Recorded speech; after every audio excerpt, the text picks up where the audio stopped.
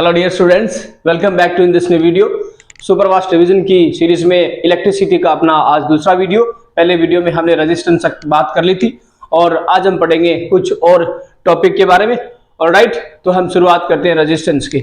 और वैसे हमने पहले वीडियो में पता कर लिया था कि ये जो चैप्टर है इसके अंदर दो एमसीक्यूज आएंगे और इसमें एक एमसीक्यू जाएगा स्किल बेस्ड, एक आएगा नॉलेज बेस्ड, एक आएगा very short type answer question जो कि एक्सप्लेनेशन बेस्ड या इंटरप्रिटेशन बेस्ड है। और इसके बाद में आएंगे दो question very short type answer question, sorry ये शॉर्ट आंसर क्वेश्चन, ओके, ये 2+2 मार्क्स के होंगे। इनके बारे में जानकारी हमने पहले वीडियो में कर ली थी। आज हम पढ़ने जा रहे हैं इस वीडियो में रेजिस्टेंस के बारे में, जो कि बहुत ही इंपॉर्टेंट टॉपिक है। ऑलराइट स्टूडेंट्स, तो रेजिस्टेंस अपने को कहां से निकला था? हमने ओम्स लॉ के बारे में पढ़ा था। Ohm's law, V proportional I constant का साइन हटाने के लिए हमने ये प्रोपोर्शनल का साइन हटाने के लिए हम एक कांस्टेंट लेके आए थे जो कि आया था R। तो फाइनली ओम्स लॉ से बन गया V इक्वल टू RI या V equal to IR। V equal to IR। तो यहाँ पे ये जो R है ना, ये रेजिस्टेंस है। क्या है? रेजिस्टेंस।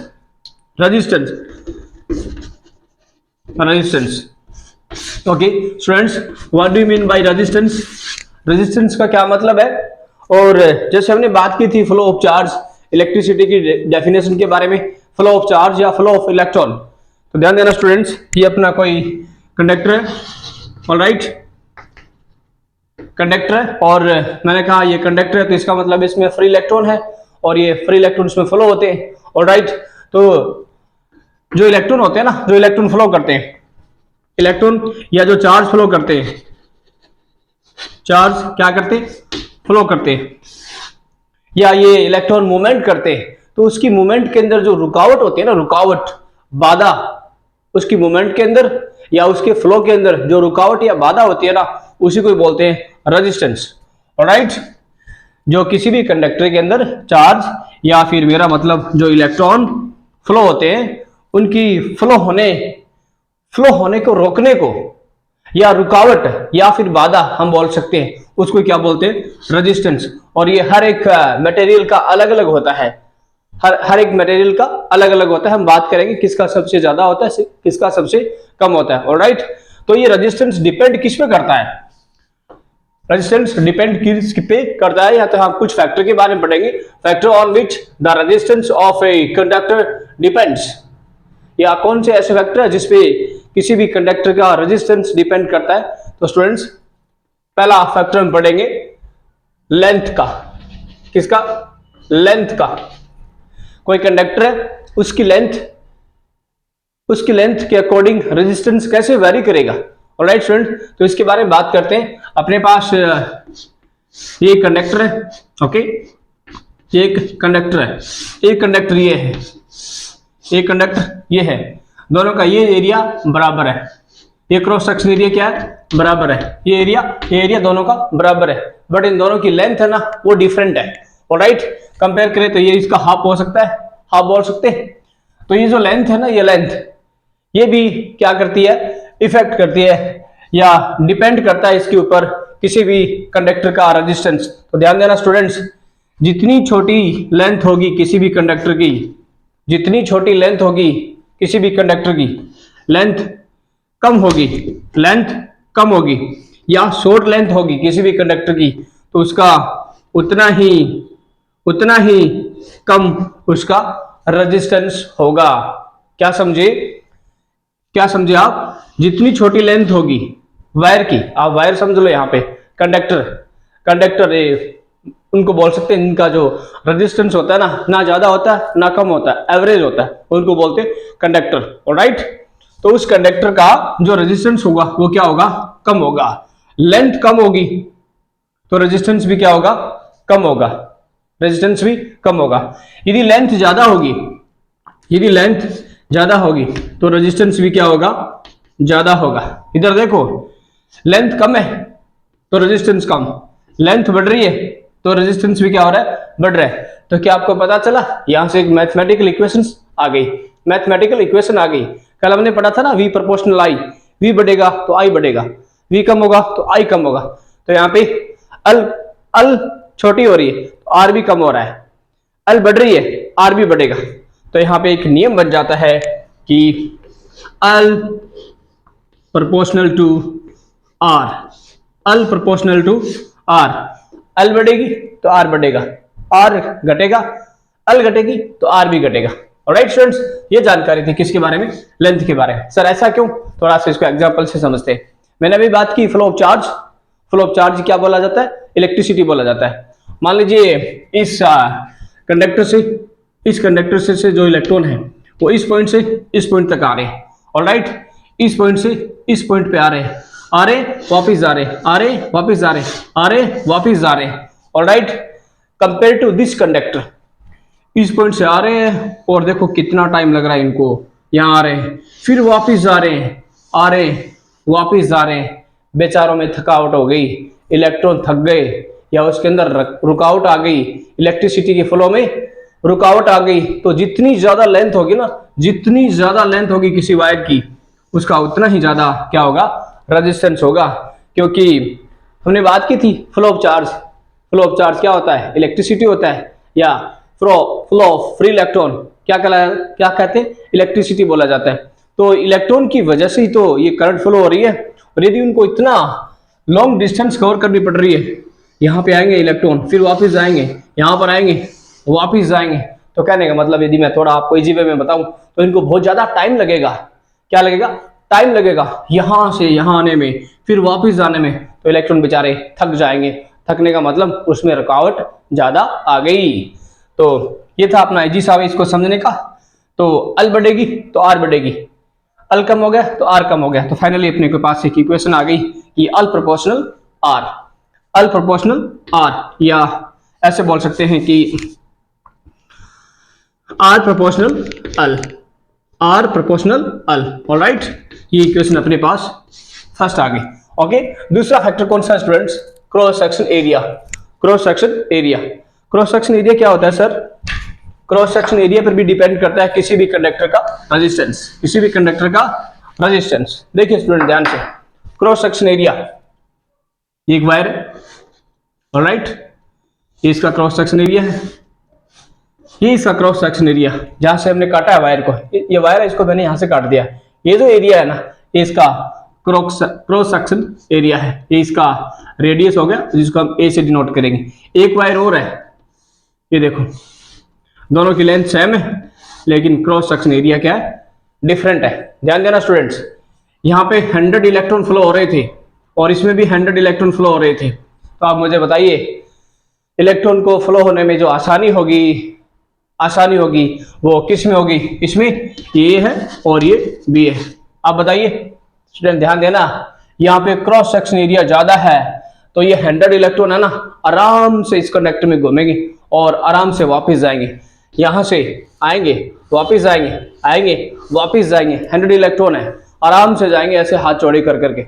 ऑलराइट, तो उनकी मूवमेंट में या उनके फ्लो में उनको कोई दिक्कत नहीं होगी, कोई दिक्कत नहीं होगी। किसके बारे में बात कर रहा हूँ, बी के बारे में, क्योंकि इनका जो गैट है ना, ये जो गैट है जहां से इलेक्ट्रॉन आ रहे हैं, ये बड़ा सारा गैट है, तो आराम से इलेक्ट्रॉन खुले होकर चलेंगे, खुले होकर चलेंगे कंपेयर टू दिस ए। और ये जो ए का क्या है, ये जो क्रॉस सेक्शन एरिया देखो, ये क्रॉस सेक्शन एरिया या ये गैट कंपेयर टू दिस वन, ये गैट थोड़ा सा छोटा है। तो इस गैट में इलेक्ट्रॉन जो 100 इलेक्ट्रॉन आ रहे हैं वो एक दूसरे को ऐसे धक्का मुक्की करेंगे। क्या करेंगे, धक्का मुक्की करेंगे, क्योंकि 100 है ये आराम से नहीं मूवमेंट कर सकते। तो फाइनली इससे ये निष्कर्ष निकलता है कि जितना छोटा क्रॉस सेक्शन एरिया होगा, जितना क्रॉस सेक्शन एरिया छोटा होगा, क्रॉस सेक्शन एरिया को हम ए से डिनोट कर रहे हैं, जितना छोटा क्रॉस सेक्शन एरिया होगा उतना ही ज्यादा क्या होगा, रेजिस्टेंस होगा। छोटा मतलब क्रॉस सेक्शन एरिया कम, क्रॉस सेक्शन एरिया कम तो रेजिस्टेंस ज्यादा, रेजिस्टेंस ज्यादा। जितना ज्यादा क्रॉस सेक्शन एरिया उतना ही कम रेजिस्टेंस। तो यहां से यहां प्रोपोर्शनल लाके, प्रोपोर्शनल न आकर क्या आएगा, इनवर्सली प्रोपोर्शनल आएगा।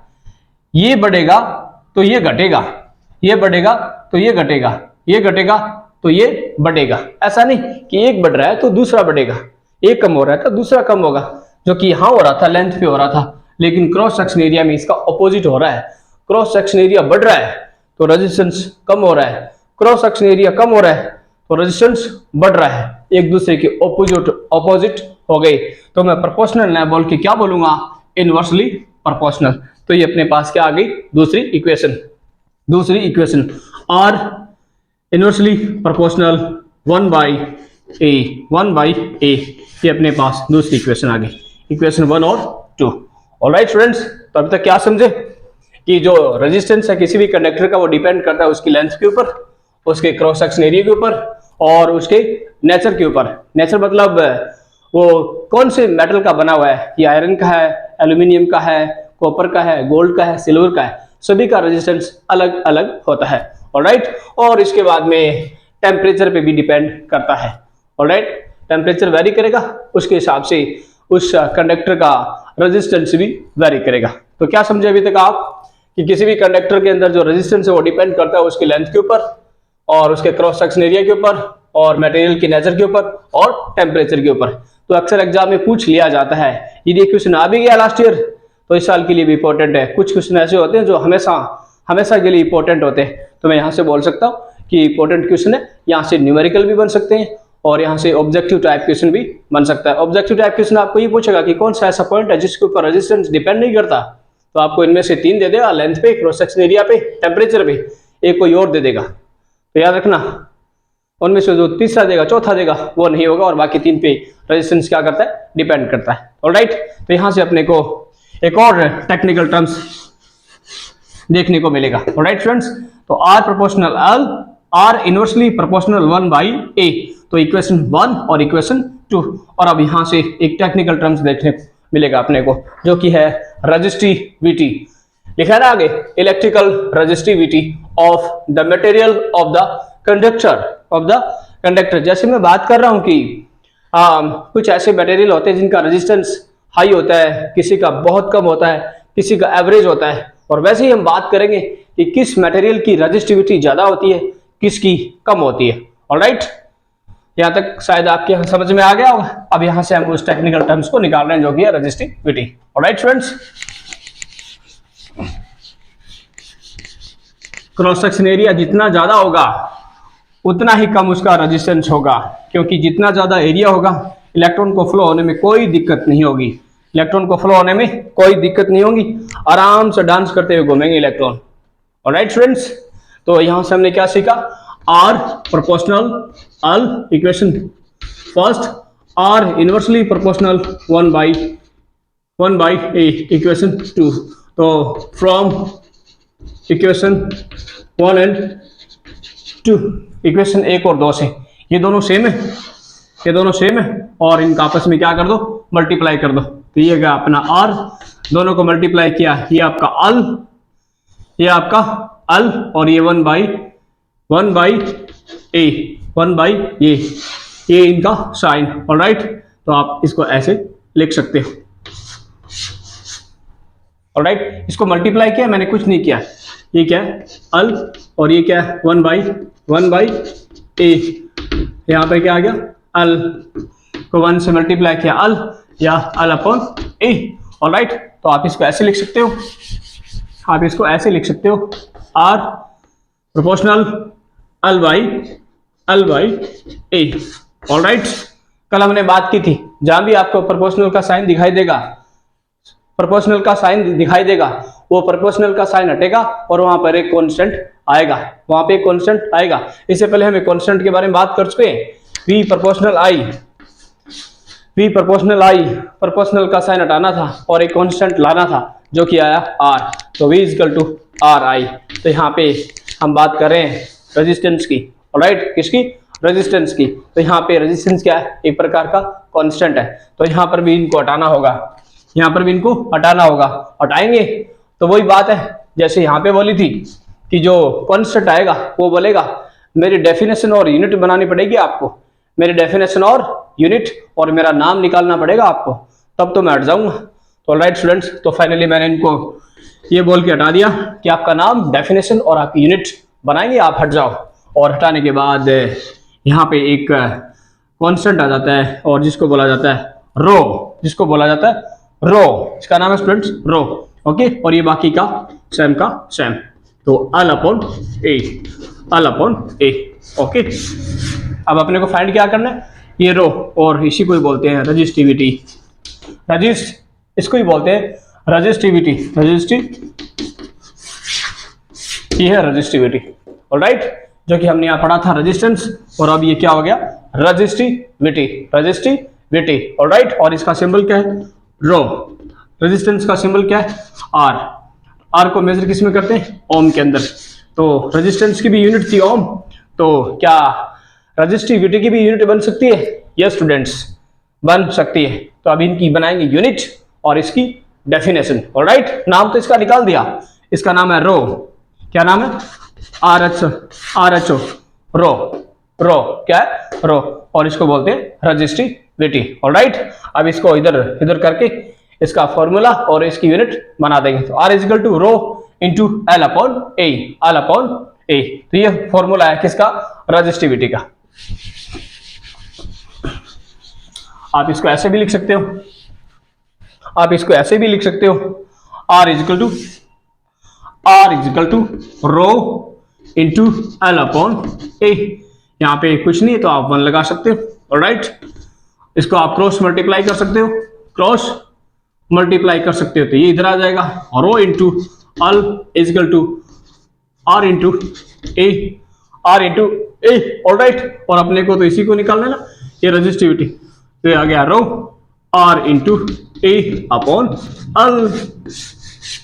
फाइनली ये इस फॉर्मूले के द्वारा we can find the value of rho, alright.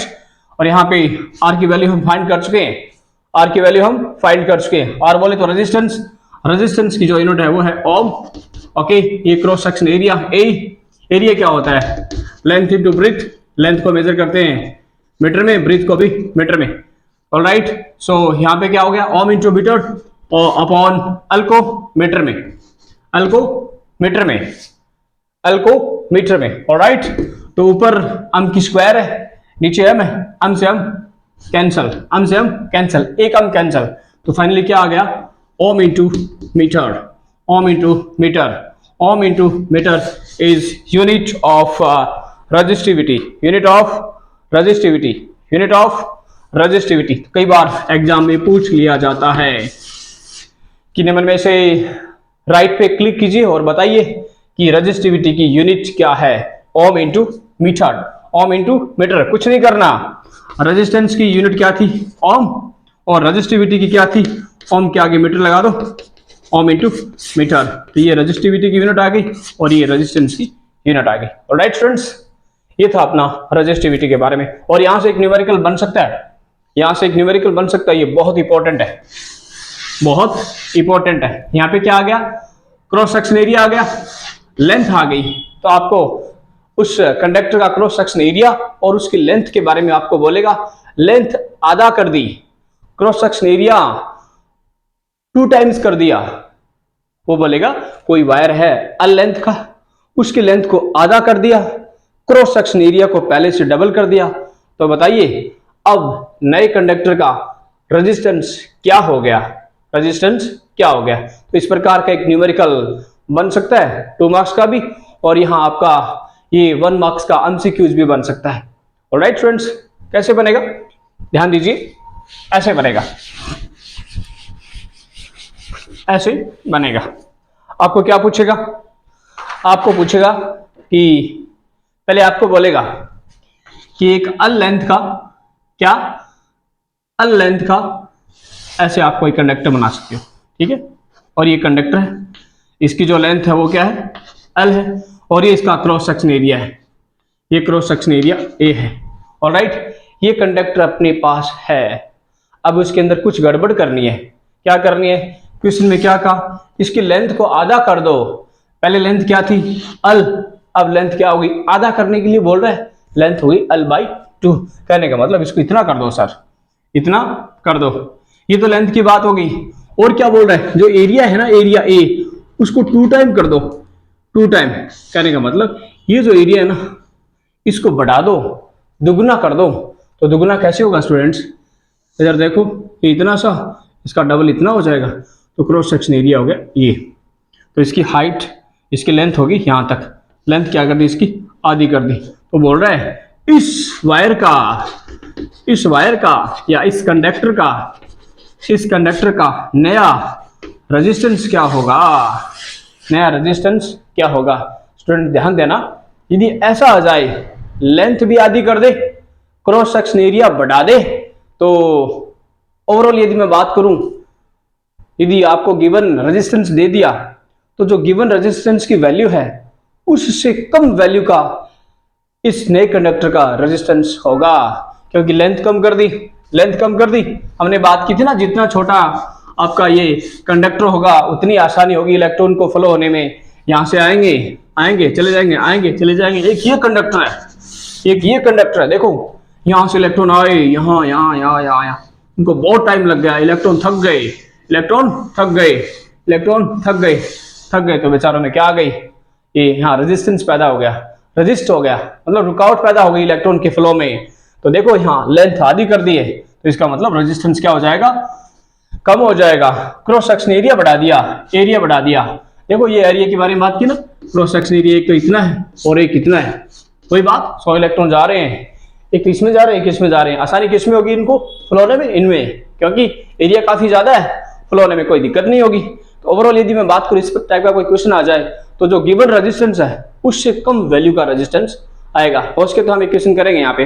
Alright students, तो यहाँ पे एक न्यूमेरिकल बेस्ड क्वेश्चन आ सकता है। अब बात आती है कि आपके यहाँ रेजिस्टिविटी मेटल की और जो इंसुलेटर है उनकी और जो अलॉय है उनकी रेजिस्टिविटी कैसी होती है। ऑलराइट, तो स्टूडेंट ध्यान देना, जो मेटल और जो अलॉय होते हैं और उनकी जो रेजिस्टिविटी होती है वो क्या होती है, कम होती है।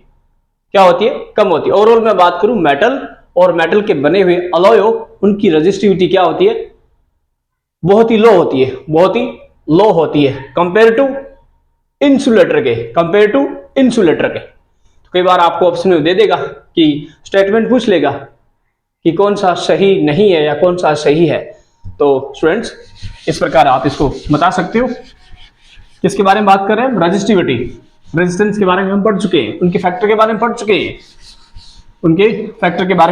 चुके हैं। रेजिस्टिविटी, जो मेटल और जो अलॉय है, उनकी रेजिस्टिविटी बहुत कम होती है।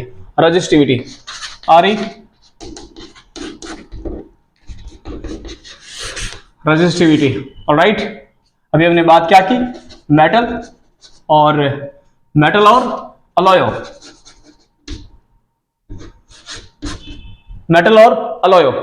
मेटल और अलॉय की रेजिस्टिविटी बहुत ही कम होती है। इन दोनों में बात करें तो किसकी ज्यादा होती है, ध्यान देना स्टूडेंट्स। मैं मेटल के बारे में बात करूं, ये एक आयरन है, आयरन बोले तो काफी, ये आयरन का वायर है और ये प्योर फॉर्म में है। आयरन का अलॉय बना दिया हमने, आयरन का क्या बना दिया, अलॉय बना दिया। मान लीजिए स्टेनलेस स्टील बना दिया, तो आयरन के साथ हमने क्या मिला दिया, आयरन के साथ हमने मिला दिया क्रोमियम, क्या मिला दिया, क्रोमियम, मैग्नीज, कार्बन। ऑलराइट, तो ये क्या बन गया, आयरन का अलॉय बन गया। ये रहा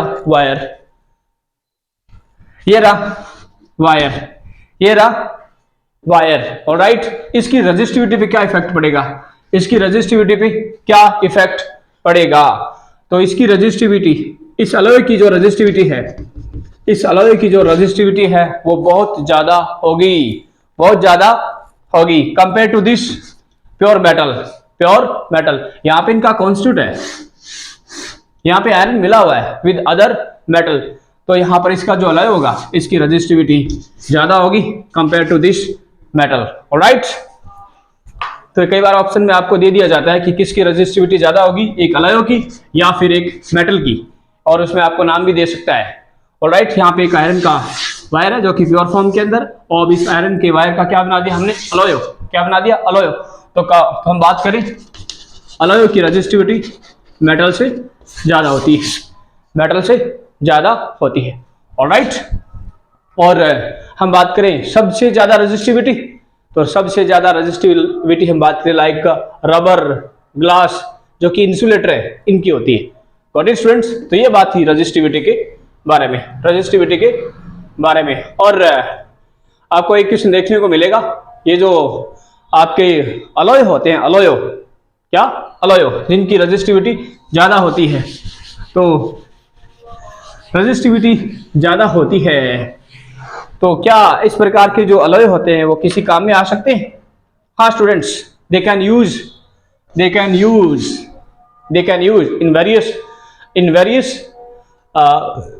in various electrical appliance, like हम बात करें फिलामेंट की, जो इलेक्ट्रिक बल्ब है, इलेक्ट्रिक बल्ब के बारे में हम बात करें, इलेक्ट्रिक बल्ब के बारे में बात करें, इसका जो फिलामेंट है, इसका जो फिलामेंट है वो टंगस्टन का बना होता है, टंगस्टन, वो किसका बना होता है? टंगस्टन। और ये टंगस्टन क्या है? एक प्रकार का अलॉय होता है।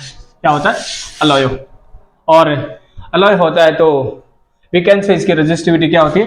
हाई होती है, हाई रजिस्टिविटी। तो लास्ट ईयर यहाँ से क्वेश्चन पूछा था कि जो टंगस्टन है, जो इलेक्ट्रिक बल्ब का जो फिलामेंट है वो किसका बना होता है? फिलामेंट है वो किसका बना होता है? वो बना होता है टंगस्टन का। तो यहाँ से भी पूछा गया था, यहाँ से भी पूछा गया था। ऑलराइट। और एक बात और, रजिस्टिविटी और रेजिस्टेंस ये दोनों वेरी करते हैं टेम्परेचर के साथ। रेजिस्टेंस और रजिस्टिविटी ये दोनों वेरी करते हैं रेजिस्टेंस के साथ। तो ये पॉइंट अच्छा है आपका। रेजिस्टेंस और रजिस्टिविटी और resistance of material very with temperature, temperature के साथ क्या करते हैं? वेरी करते हैं। आपको ये ध्यान से समझना होगा। Alright students. और इसके बाद में आता है अपने यहाँ resistance of a system of resistor, system of resistors. तो यहां से अपने को दो टर्म्स देखने को मिलेंगे। एक मिलेगा आपको कंडक्टर क्या होता है, और एक आपको सुनने को मिलेगा इंसुलेटर क्या होता है। इंसुलेटर क्या होता है? कंडक्टर और इंसुलेटर में डिफरेंस पूछ लेता है। ये हमने छोटी क्लास में पढ़ा है स्टूडेंट्स। कंडक्टर जो करंट को कैरी करते हैं, कंडक्टर, और इंसुलेटर, INSULATOR, इंसुलेटर। कंडक्टर जो करंट को कैरी करते हैं, इंसुलेटर जो करंट को कैरी नहीं करते। ऑलराइट। तो यहाँ पे एक शब्द आपको मिलेगा, कंडक्टर क्या होते हैं? Conductor they can carry current easily, उनको क्या बोलते हैं? कंडक्टर। जैसे हम मेटल के बारे में बात करते हैं, जैसे आपका एल्यूमिनियम हो गया और आपका ये कॉपर हो गया, ये इलेक्ट्रिकल वायर में यूज किए जाते हैं। इलेक्ट्रिकल वायर में यूज किए जाते हैं क्योंकि they are good conductor of electricity, they are good conductor of electricity. और जो इंसुलेटर होते हैं इनका रेजिस्टेंस बहुत हाई होता है, इनका रेजिस्टेंस बहुत हाई होता है। रेजिस्टेंस बहुत हाई होने का मतलब इसमें करंट पास नहीं हो सकती, इसके अंदर बहुत ज्यादा बाधा है। एक रोड है उस पर बहुत ज्यादा खड्डे हैं, तो आपकी गाड़ी स्पीड से नहीं चल सकती। वैसे मैं इंसुलेटर के बारे में बात करूं, इंसुलेटर एक प्रकार की रोड है, रोड पे गड्ढे हैं और आप वहाँ गाड़ी चला रहे हो तो आपकी गाड़ी अच्छे से नहीं चल पाएगी, तो वहाँ पे आपकी स्पीड पे क्या हो जाएगी? रुकावट, रजिस्ट हो जाएगा। और वैसे भी इंसुलेटर के बारे में बात करूं, इसके अंदर इलेक्ट्रॉन का फ्लो नहीं होगा, इलेक्ट्रॉन का फ्लो नहीं हो रहा है, इसका मतलब इसके अंदर क्या है? रेजिस्टेंस बहुत ज्यादा है, रेजिस्टेंस बहुत ज्यादा है। ऑलराइट।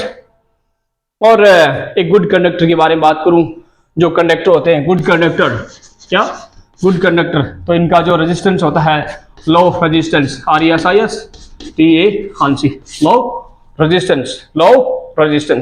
Alright friends. तो ये थी जानकारी रेजिस्टेंस और रेजिस्टिविटी के बारे में। स्टूडेंट्स थोड़ी सी जानकारी और बच जाती है और ये बहुत इंपॉर्टेंट है, इनके बारे में पढ़ेंगे हम अगले वीडियो में। और आज के लिए इतना ही। Thanks for watching.